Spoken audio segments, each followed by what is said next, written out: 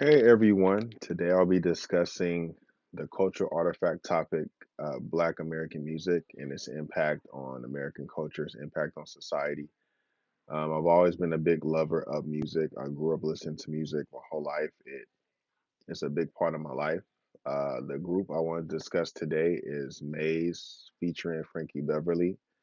Featuring Frankie Beverly is an American soul band. They're from Philadelphia. They were created by Frankie Beverly in 1970. The original name of the band was actually Raw Soul. That was the original name of the band in 1970, and they started to make a lot of traction. They were making noise in the industry, and they got the attention of Marvin Gaye. Marvin Gaye heard their music early in their career, and he decided to take them on tour. He actually even helped them choose their name. He told them that the name Raw Soul was just a little generic and that they should try to find like a name that connects with them. And that's how they came up with the name Maze. And they decided to go with Maze featuring Frankie Beverly. I always called it Frankie Beverly and Maze growing up, but it's actually the group is called Maze featuring Frankie Beverly while being created by Frankie Beverly himself. But I always liked that he featured the group first and that he pushed the group to the front and that he separated himself from the group because the group was just special and they deserve that type of recognition. It was more of a collaboration, and you don't see a lot of musicians like give their band that much upfront public publicity and part of his image. So I always thought that was cool. Of Frankie Beverly. The album I will be discussing today is Joy and Pain. This is an album by Maze featuring Frankie Beverly. It came out in 1980. It's one of my favorite albums. It's an album that like I mentioned earlier, that I listened to a lot growing up. A lot of road trips with my family.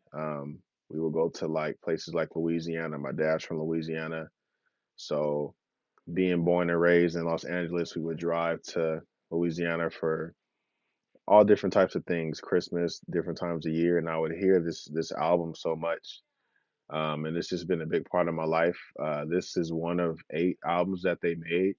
This is the fourth album that came out in 1980. The first album came out in 1975.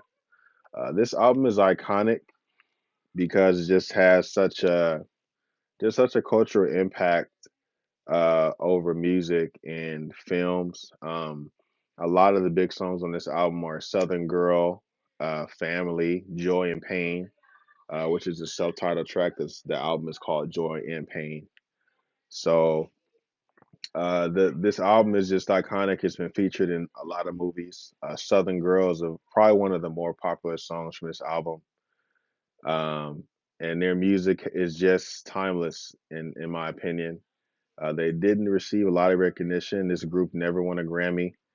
They were recognized by the NAACP BET Awards, so their own people, our people, Black people, recognize them for what they've done, but they never received critical acclaim from the Grammys or anything like that. And this group deserved it. They're one of the greatest groups to ever exist. Their music is timeless. Most of their music, if you were to play this album, any of their other 7 out of the 8 albums, you would not know a year that the music came from. So I just want to share this with you guys. This is one of my prized possessions. This is the back. That's Frankie Beverly right there. Rest in peace to him. He just passed away last year on September 10th, 2024. He just passed away. So I just want to share this with you guys. I actually just recently finished collecting all of their albums on vinyl. So this was the last one I needed, and I got it.